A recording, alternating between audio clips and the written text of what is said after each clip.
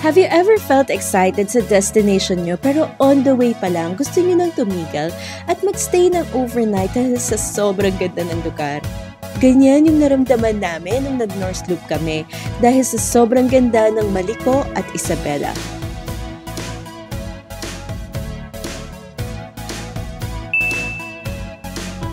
Ang unang destination namin sa itinerary ay ang Tuguegarao City, pero on the way there, pinili naming dumaan ng Maliko. Ito yung ruta na sinundan namin, around 5 hours travel galing Antipolo City. Dadaan kayo ng NLEX, SCTEX, TPLEX at mag-e-exit sa Rosales, Carmen, Villasis. Padadaanan nyo yung mga ilang bayan ng Pangasinan, pero ang entry point nito ay ang San Nicolas. At ang nakakatuwang isipin, kalahatian ng Maliko naman ay ang Santa Fe Nueva Vizcaya, which is your exit point.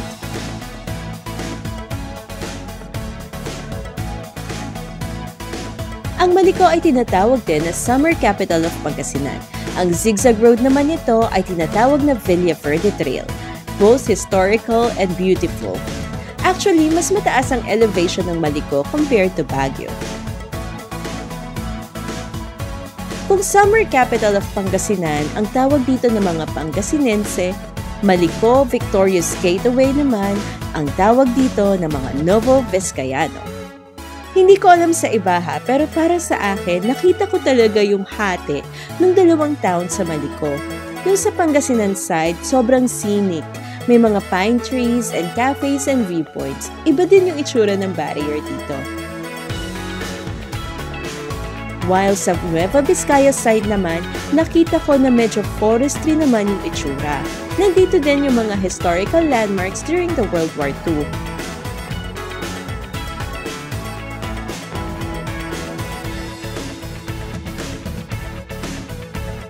Both sides of Maliko are equally beautiful. Napasabi na lang ako na one time, hindi na lang namin ito dadaanan. Magiging destination na namin ito at mukhang perfect talaga ito for camping dahil sa cold weather and available campsites. Baguio without the crowd.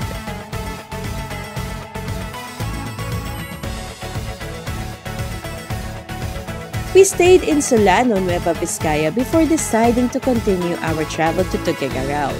And this time, dumaan kami sa Isabela for lunch and to see the Magat Dam.